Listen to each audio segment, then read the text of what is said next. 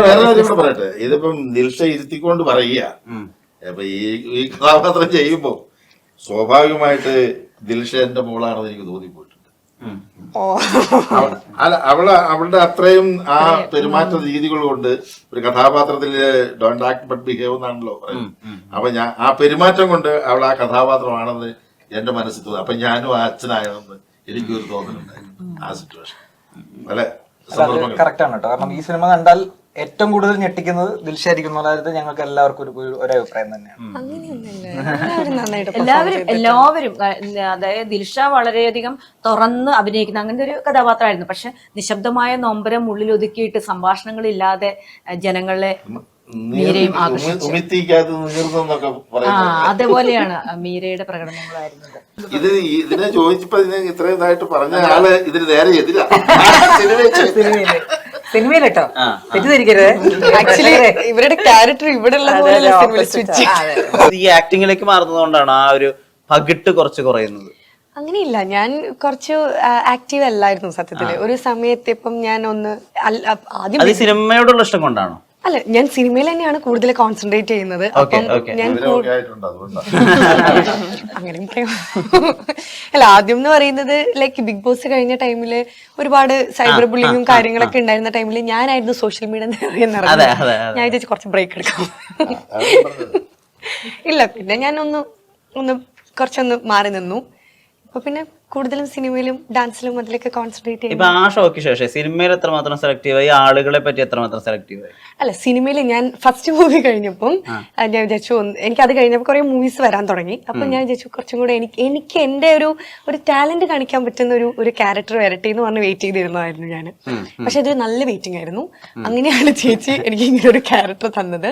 അപ്പൊ ഞാൻ സത്യത്തിൽ ഇങ്ങനെ ഒരു മൂവി വന്നപ്പം ഞാൻ ആ ക്യാരക്ടറാണ് എന്നെ ഏറ്റവും കൂടുതൽ അട്രാക്ട് ചെയ്തത്. എനിക്ക് തോന്നി ഇതൊക്കെ ലൈഫിൽ എല്ലാവർക്കും ഇങ്ങനെ ഒരു ക്യാരക്ടർ കിട്ടണം എന്നില്ല. മേ ബി വലിയ ബഡ്ജറ്റുള്ള വലിയ മൂവിയിൽ ഒരു ചെറിയ ക്യാരക്ടർ ഒക്കെ നമുക്ക് കിട്ടുമായിരിക്കും. പക്ഷെ ഇങ്ങനെ ഒരു നല്ലൊരു ക്യാരക്ടർ, ഒരു ഫുൾ മൂവി നമ്മളെ ബേസ് ചെയ്തിട്ടൊരു മൂവി വരാന്ന് പറയുന്നതും അത് കിട്ടാന്ന് പറയുന്നത് ഒരു വലിയ ഭാഗ്യമാണ്. അപ്പം ഞാൻ കൂടുതൽ ആക്ടിങ്ങിലാണ് കോൺസെൻട്രേറ്റ് ചെയ്യുന്നത്. ഞാൻ വിചാരിച്ചാൽ അത് ചെയ്യാറുണ്ട്. അങ്ങനെയാണ് ഞാൻ ഈ മൂവിയിലോട്ട് വന്നത്. ഇപ്പൊ ഈ സിനിമയൊക്കെ ചൂസ് ചെയ്യുന്ന സമയത്ത് പലപ്പോഴും ആളുകള് അവരൊരു സ്ട്രോങ് സോൺ ഒക്കെ ഐഡന്റിഫൈ ചെയ്തിട്ട് ചെയ്യാറുണ്ടല്ലോ. ഇപ്പൊ നമ്മൾക്കറിയാവുന്ന ദിൽഷയുടെ സ്ട്രോങ് സോൺ ഡാൻസ് ആണ്. അപ്പൊ അവിടേക്ക് എന്ത് ചെയ്യാൻ പറ്റും? അങ്ങനെയുള്ള സിനിമകൾ എന്തുകൊണ്ട് വരുന്നു?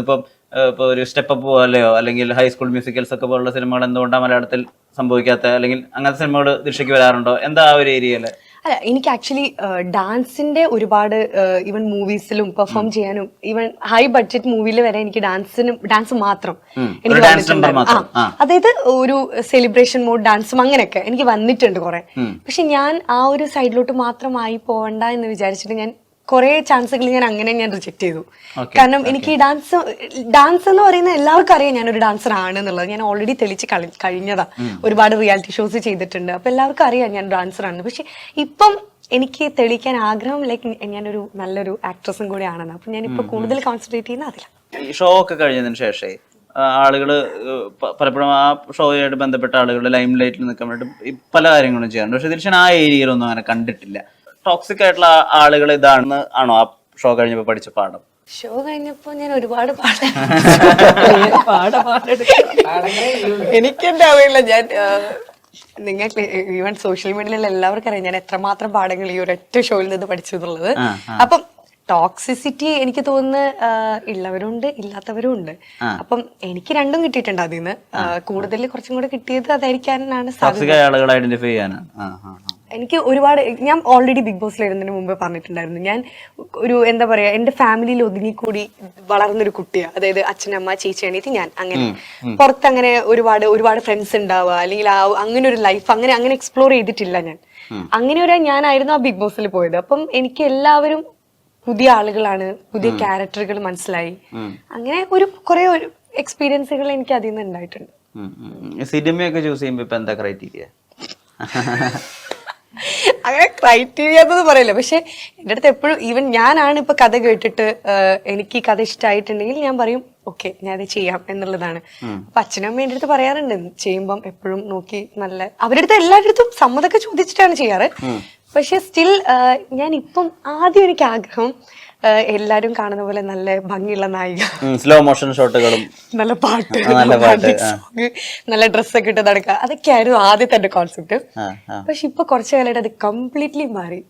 ഈവൻ എനിക്ക് മേക്കപ്പിന്റെ അല്ല, ലൈക്ക് ഇപ്പൊ ചേച്ചി തന്ന ക്യാരക്ടറിൽ ഞാൻ ഇവിടെ സെറ്റിൽ എത്തിയത് ഇപ്പൊ 6 മണിക്കാണ് ഷൂട്ട് തുടങ്ങിയത്. ഞാനൊരു 5:50, 55 എത്തിയാൽ മതി. ഒന്നുമില്ല, ഞാൻ ഒരു ഡ്രസ്സ് മാത്രം ഇട്ടാൽ മതി, വേറെ മേക്കപ്പോ കാര്യങ്ങളോ ഒന്നുമില്ല. പിന്നെ ആ ക്യാരക്ടർ ആവാം, അത്രേ ഉള്ളൂ. ഇപ്പം എനിക്കത് അതിനോടാണ് കൂടുതൽ ഇഷ്ടം. എനിക്ക് അഭിനയിക്കാൻ ഉണ്ടായാൽ മതി, ഭംഗിയൊന്നും കാണിച്ചില്ലെങ്കിലും കുഴപ്പമില്ല. ഇതിനു മുമ്പ് ഇങ്ങനെയുള്ള ഒരു വിഷയം എടുത്ത് സംസാരിച്ചത് കാതലാണ്. അപ്പൊ കാതൽ ഉണ്ടാക്കിയ ഒരു ഇനീഷ്യേറ്റീവ് ഉണ്ട് മലയാള സിനിമയില്. മമ്മൂക്കയെ പോലൊരു താരം അല്ലെങ്കിൽ അദ്ദേഹത്തെ പോലെ ഒരു നടൻ, നാഷണൽ ലെവലിൽ നിൽക്കുന്ന ഒരു താരം, ഇപ്പൊ അപ്പുറത്ത് ഒരു സൂപ്പർ സ്റ്റാർ വിഗ് മാറ്റാൻ പോലും സമ്മതിക്കാത്ത അവസ്ഥയിലാണ് അദ്ദേഹം ഇങ്ങനെ ഒരു വേഷം എടുത്ത് ചെയ്യുന്നത്. അതിനൊരു ഗട്ട്സ് വേണമല്ലോ. കാതൽ കണ്ട സമയത്ത് ഒരു സഹപ്രവർത്തക എന്നുള്ള രീതിയിൽ സിനിമത്ത് മാമിന് എന്താ തോന്നിയിട്ടുണ്ടായിരുന്നു? എനിക്ക് വളരെ മനോഹരമായിട്ടുള്ള ചിത്രമായിട്ട് തോന്നി. കാരണം ഇങ്ങനത്തെ സബ്ജക്റ്റുകൾ എടുക്കുമ്പോൾ ഏറ്റവും മോശമായിട്ടും ചിത്രീകരിക്കാം, മനോഹരമായിട്ടും ചിത്രീകരിക്കാം.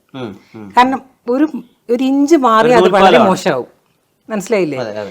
എനിക്കിത് കഥ എനിക്ക് അയച്ചു തന്നു, വായിച്ചപ്പോൾ എനിക്ക് തോന്നി ഇത് ഒരു ഇഞ്ച് അങ്ങോട്ട് പോകുന്നില്ല, അങ്ങനെ ഒരു മോശമായൊരു ഇതിലേക്ക് വൾഗാരിറ്റിയിലേക്ക് പോകുന്നില്ല. അതുപോലെയാണ് മമ്മൂക്കയുടെ സിനിമയും മനോഹരമായിട്ട് ആ ലാസ്റ്റ് മാത്രമല്ലേ അത് നമുക്ക് മനസ്സിലാവുന്നുള്ളൂ, അതുവരെ നമുക്ക് അറിയുന്നില്ല.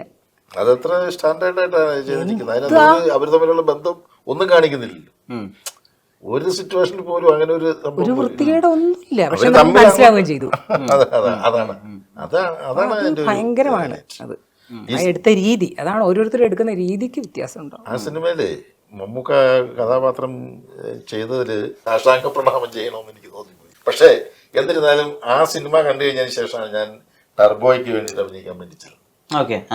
അപ്പൊ ആ ചെന്നപ്പം അദ്ദേഹം ഷോട്ടിൽ നിൽക്കുക ഇതായിട്ട് ഉള്ള, ഞാൻ ചെന്ന് കഴിഞ്ഞ ഉടനെ അദ്ദേഹത്തിന്റെ ആ മനസ്സിന്റെ ഇതിനെ കുറിച്ച് ഞാൻ പറയുന്നത്, ചെന്ന് കഴിഞ്ഞ ഉടനെ കയറി ചെന്ന് ഞാൻ കെട്ടിപ്പിടിച്ച് കഴിയുമ്പോൾ ഞാൻ കാതിൽ കണ്ടു എന്ന് പറഞ്ഞ് കെട്ടിപ്പിടിക്കുന്നത്. അപ്പൊ അദ്ദേഹം പറയുകയാണ്, ഇവിടെ ആളുകൾ നിൽക്കുന്നത് കാതിൽ പോരാത്ത കാതിൽ ഓടിക്കൊണ്ടിരിക്കുന്ന സമയം.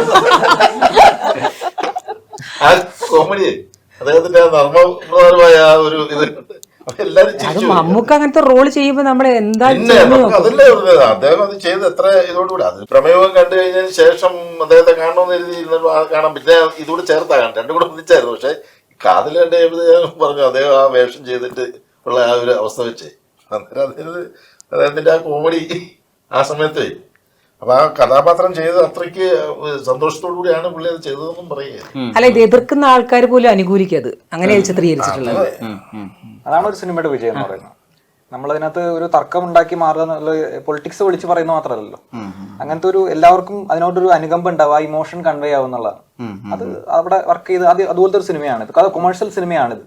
അതുകൊണ്ടാണ് ഞാനിപ്പോ എന്റെ വ്യക്തിപരമായ കാര്യമാണ് ഞാൻ പറഞ്ഞതെങ്കിലും ഈ കഥാപാത്രം എന്നുള്ള നിലയിൽ, കഥ എന്നുള്ള നിലയിൽ ഇതുമായിട്ട് ബന്ധമില്ല പറഞ്ഞ അത് പേഴ്സണൽ ഇതാ ഞാൻ പറഞ്ഞു. സിനിമ എത്രാം തീയതിയാണ് റിലീസ്? 18-ാം തീയതി, ജൂലൈ 18-ാം തീയതിയാണ്. ഇതിന്റെ ക്യാമറ ചെയ്തത് സുനിൽ പ്രേമാണ്. മിന്നാമിന്നി ഇതുവരെയൊക്കെ ചെയ്ത സുനിൽ പ്രേമാണ് ക്യാമറ ചെയ്തിരിക്കുന്നത്. മ്യൂസിക് ചെയ്തിട്ടുള്ളത് റാസയാണ് മ്യൂസിക് ചെയ്തിരിക്കുന്നത്. റാസ ബീഗം പാടിയിരിക്കുന്നു. റഷീദ് പാറക്കലിന്റെ വരികൾ. ബിജിഎം ചെയ്തിരിക്കുന്നത് രഞ്ജിത്ത് മേലെപ്പാട്ട്.